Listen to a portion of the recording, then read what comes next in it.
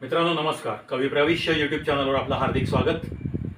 आपण आज आलो आहोत एका हुरहुन्नरी कलाकाराकडं, ज्याचं ऑन पेपर मी सांगितलंच की वय 82 आहे चालू, पण 28 वर्षाच्या मुलासारखा उत्साही हा एक तरुणच आहे असंच मी मानतो. यांच्या कलेमधला आपण चित्रकला आणि शिल्पकला हे दोन पैलू बघितलेत, आणि एक महत्त्वाची कला जी शिकायची इच्छा त्यांना वयाच्या 77व्या वर्षी झाली, म्हणजे जवळपास 4.5-5 वर्षापूर्वीची घटना आहे. तर ती कोणती कला त्यांनी शिकायचं मनात घेतलं ते आपण त्यांच्याच तोंडून ऐकू.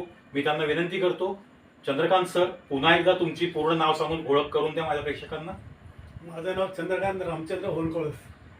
आता वयाच्या 77व्या वर्षी तुम्हाला काय शिकावं असं वाटलं, इथून आपण सुरुवात करतोय. मला असं वाटलं की भीमसेन जोशी हां. एखादं गाणं म्हणतात, अच्छा. पण ते गाणं म्हणत असताना ते नुसतं आ करतात. अहो पुढं बोला ना, पुढची ओळ काय ते कळत नाहीये. तर हे असं काय आहे, संगीत म्हणजे काय आहे, आता वेळ आहे आपल्याला त्यातल्या त्यात तर शास्त्रीय ह्याच्या गायन काय- म्हणजे काय? हे आपण शिकण्याचा काय प्रयत्न करू नये, माहिती करून घेण्याचा काय प्रयत्न करू नये.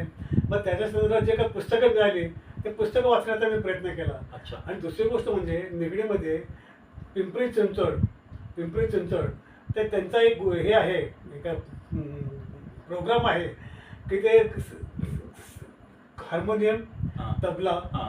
शास्त्रीय संगीत ओके. आणि सुगम संगीत अच्छा. हे कमीत कमी फीमध्ये हां. ते शिकवतात. तर मला हा लक्षात, कोणाचा उपक्रम आहे?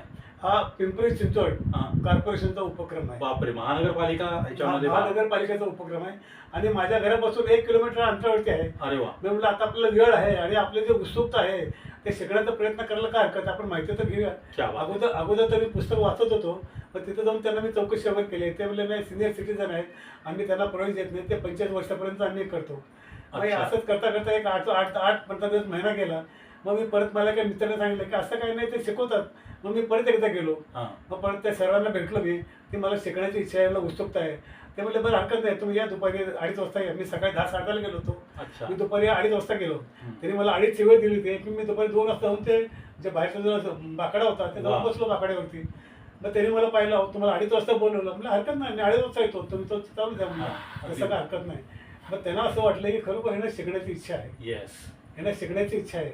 मग असं करता करता मी हार्मोनियम शिकण्याचा प्रयत्न केला. हार्मोनियमचा क्लास लावला. क्या बात आहे. हार्मोनियमचा क्लास लावला आणि तिथे स्वतः हार्मोनियम पण असतात, शिकवण्यासाठी हार्मोनियम पण असतात हां. आणि ते सर पण शिकवतात. मग आता घरी आपल्याला प्रॅक्टिस करायची म्हणून मी स्वतःसाठी 15,000चे हार्मोनियम स्वतः विकत घेतले. क्या बात आहे. मिसेससाठी एखादी आपण पैठणी घेतो, हां. एखादी चांगली साडी घेतो किंवा एखादा दागिना घेतात, मग आपण आपल्यासाठी हा हार्मोनियम, हा दागिना आपल्यासाठी काय वा, घेऊ नये वा. हे डोळ्यासमोर ठेवून मग मी ते हार्मोनियम घेतले. आणि साधारणतः 2-3 महिने झाले माझ्या हार्मोनियमच्या 3 परीक्षा मी पास झालो. वा.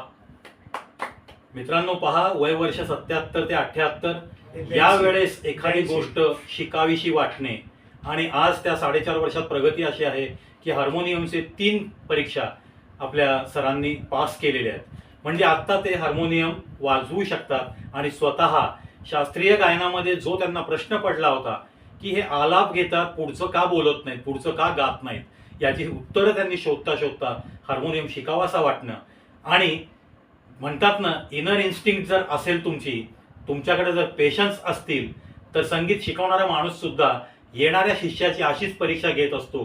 हे मी बऱ्याच ठिकाणी ऐकलं होतं, तुमच्याकडनं पुन्हा ऐकलं.